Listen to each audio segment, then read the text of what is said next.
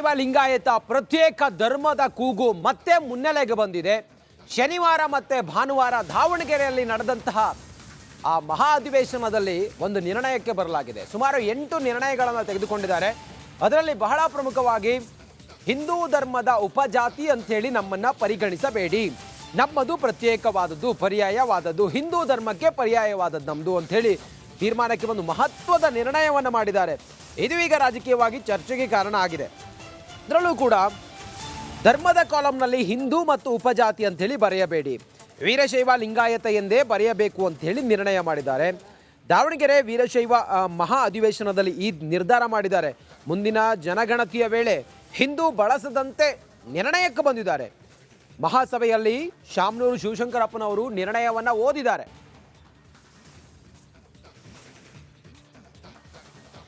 ಸರ್ಕಾರ ಮುಂದಿನ ದಿನಗಳಲ್ಲಿ ನಡೆಸುವ ಜನಗಣತಿಯ ವೇಳೆ ನಮ್ಮ ಸಮಾಜ ಬಾಂಧವರು ನೀವು ಹಿಂದೂ ಮತ್ತು ತಮ್ಮ ಉಪಜಾತಿ ಹೆಸರುಗಳನ್ನು ಬರೆಸದೆ ಧರ್ಮದ ಕಾಲದಲ್ಲಿ ವೀರಶೈವ ಲಿಂಗಾಯತ ಎಂದೇ ಬರೆಸುವಂತೆ ಈ ಮಹಾ ಅಧಿವೇಶನ ಸಮಾಜ ಬಾಂಧವರನ್ನು ಮನವಿ ಮಾಡಿಕೊಳ್ಳುತ್ತದೆ.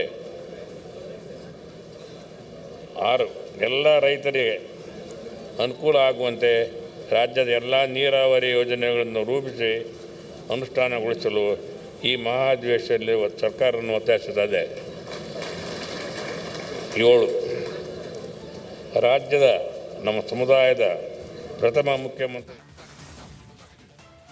ಮಹಾ ಅಧಿವೇಶನದಲ್ಲಿ ಏನು ನಿರ್ಣಯಕ್ಕೆ ಬರಲಾಯಿತು, ಆ ನಿರ್ಣಯಕ್ಕೆ ಪ್ರತ್ಯೇಕವಾದಂಥ ಧರ್ಮದ ಕೂಗಿನ ನಿರ್ಣಯಕ್ಕೆ ಈಗ ಪರವಿರೋಧದ ಚರ್ಚೆಗಳು ಕೂಡ ನಡೀತಾ ಇದೆ.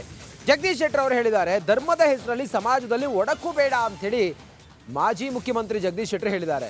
ವೀರಶೈವ ಮಹಾಸಭಾದಿಂದ ಪ್ರತ್ಯೇಕ ಧರ್ಮ ಕೇಳಿದ್ದೇವೆ, ವೀರಶೈವ ಮಹಾಸಭಾ ಕೇಳಿದ್ರಲ್ಲಿ ಏನು ತಪ್ಪಿದೆ ಅಂಥೇಳಿ ಬಸವರಾಜ ರಾಯರೆಡ್ಡಿ ಅವರು ಕೂಡ ಹೇಳಿದ್ದಾರೆ. ಆ ಮೂಲಕ ಈ ವಿಚಾರ ಈಗ ಒಂದು ರೀತಿಯಲ್ಲಿ ಪರ ವಿರೋಧ, ಇದು ಸರಿ ಇದು ಸರಿ ಇಲ್ಲ ಅನ್ನೋ ರೀತಿಯಲ್ಲೂ ಕೂಡ ಚರ್ಚೆ ಆಗ್ತಾ ಇದೆ. ಅಲ್ಲ, ಹಿಂದೆ ಪ್ರತ್ಯೇಕ ಧರ್ಮ ಅಂತ ಹೋರಾಟ ನಡೆದಾಗ ಅವಾಗ ಒಡೆಯುವಂಥ ಕೆಲಸ ಆಗೋದು ನಾನೇ ಹೇಳಿದ್ದೆ. ಆದರೆ ಏನಾಗಿತ್ತು, ಹಿಂದೆ ಹೋರಾಟ ಮಾಡಿದಾಗ ವೀರಶೈವ ಬೇರೆ ಲಿಂಗಾಯತ ಬೇರೆ ಅನ್ನುವಂಥದ್ದು, ವೀರಶೈವ ಲಿಂಗಾಯತ ಅಂತ ಶಕ್ತಿ ಇದಾವಲ್ಲ ಲಿಂಗಾಯತ ಧರ್ಮದೊಳಗೆ, ಅವೆರಡೂ ಬೇರೆ ಬೇರೆ ಅನ್ನುವಂಥ ರೀತಿಯಲ್ಲಿ ಬಿಂಬನೆ ಮಾಡುವಂಥದ್ದು. ಮತ್ತು ಸಮಾಜದಲ್ಲಿ ಒಂದು ಗ್ರೂಪು, ಒಂದು ವರ್ಗ ಬಿಟ್ಟು ಅದು ಹೋರಾಟಕ್ಕೆ ಇಳಿದಿದ್ದು, ಅದು ಬೇಸಿಕ್ ನಾ ಕ್ವಶನ್ ಮಾಡಿತ್ತು.